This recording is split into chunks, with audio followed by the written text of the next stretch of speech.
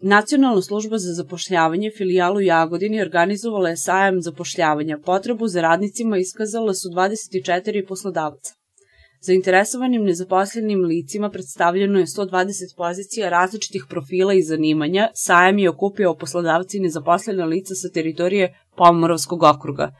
Direktorka filijale Nacionalne službe za zapošljavanje Svetlana Mitrović istakla je da je ove godine povećana tražnja za radnicima tekstilne, drvno-prerađivačke struke i elektro- i mašinskim inženjerima. Najveći problem poslodavac i ono što mi dobijamo kao povratnu informaciju od poslodavaca jeste da imaju potrebu da dođu za adekvatnim kadrovima. Na današnjem sajmu zapošljavanja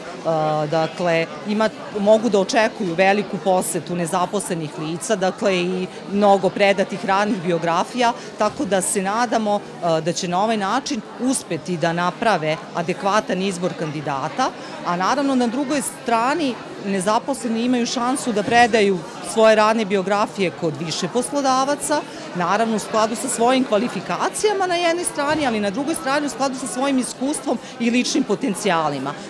Poslodavci su imali priliku posle 2 godine pauze zbog pandemije koronavirusa na sajmu iskažu svoje kadrovske potrebe i na najjednostavniji način pronađu potencijalne radnike. Mi na evidenciji filijale Jagodina koja pokriva Pomoravski okrug imamo tendenciju pada nezaposlenosti. Naravno, privredne okolnosti i podrška Vlade Republike Srbije su veoma bitne za takav trend, ali ono što nacionalna služba na drugoj strani radi, to je realizacija mera aktivne politike zapošljavanja.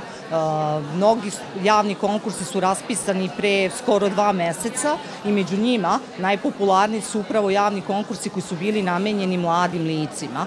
Predstavnici kompanije Motherson S&P Automotive iz Ćuprije imali su svoj štand na sajmu. Ovaj poslodavac koji se nedavno pojavio na tržištu trenutno ima otvorene pozicije za seter alata, operatera za šivenje, operatera za lepljenje, operatera za krojenje, operatera za peniranje, operatera za brizganje plastike i analitičara.